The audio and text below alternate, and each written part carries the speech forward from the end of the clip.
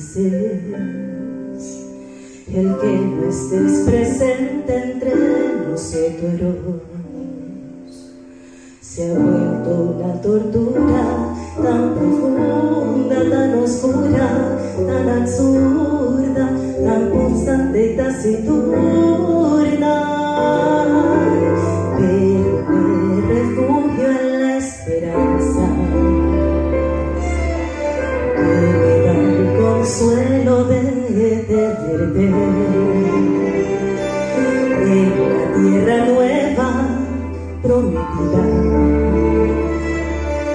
junto a los amigos, la familia donde reina la armonía y la felicidad.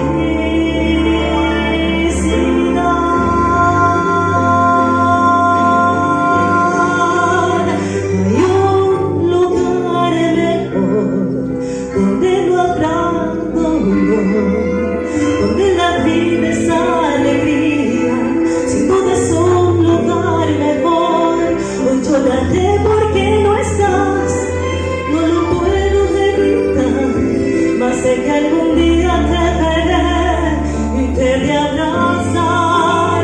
Hay un lugar mejor donde no habrá temor, donde la risa extingue el llanto, porque virtud donde hay amor, contemplaré el mar de cristal contigo.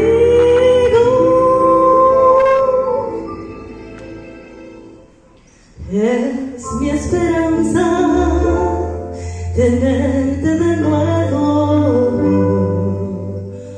conmigo.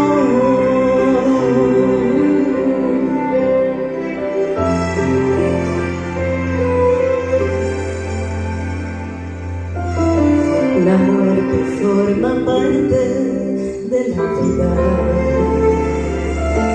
encierra los misterios más oscuros, pero Jesús ha dado la salida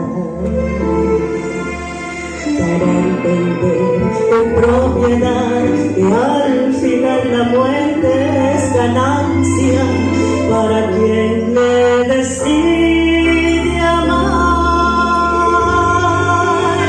Hay un lugar mejor donde no habrá dolor, donde la vida es alegría, sin duda es un lugar mejor. Hoy lloraré porque no estás, no lo puedo evitar, mas sé que algún día te veré y te he de abrazar. Hay un lugar mejor donde no habrá temor, donde la risa extingue el llanto, porque hay virtud donde hay amor. Contemplaré el mar de cristal contigo.